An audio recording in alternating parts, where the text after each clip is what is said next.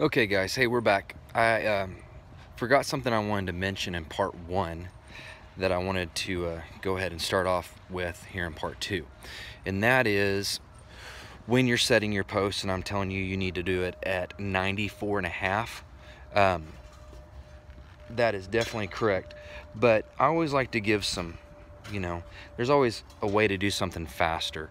And the best way to do that is to, once you've drilled your holes or dug your holes, 96.5 on center, I like to use a board that I'll cut that's 94.5, because that's what our panel is going to be. It's 94 plus 1/4 inch gap on each side, which is 94.5.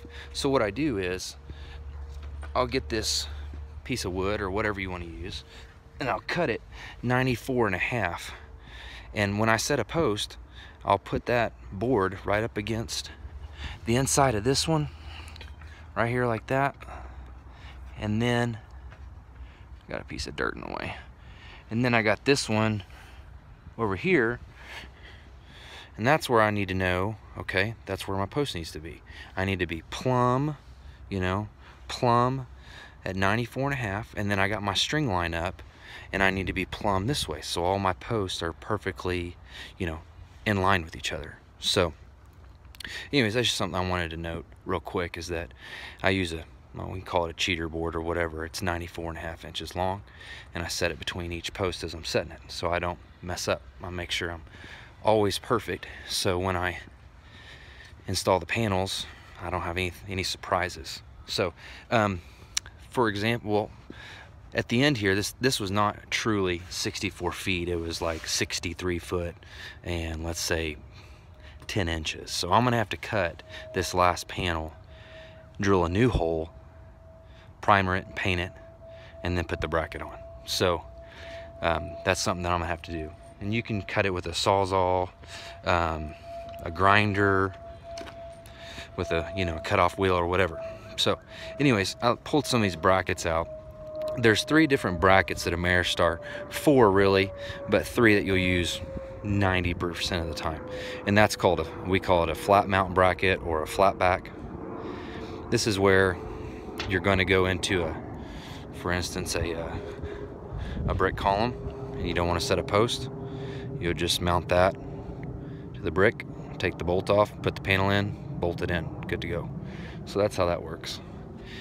This is called a universal bracket here in the middle.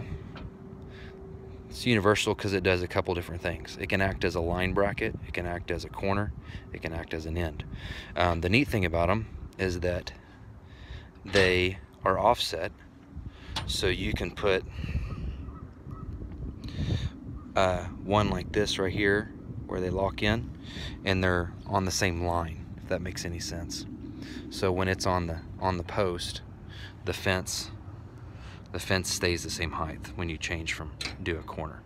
And then this is a line bracket, so they obviously wrap around the post like this right here, accepts one panel, then you got your post, and it accepts the other panel, and then you just put your bolt through there, and tighten it down.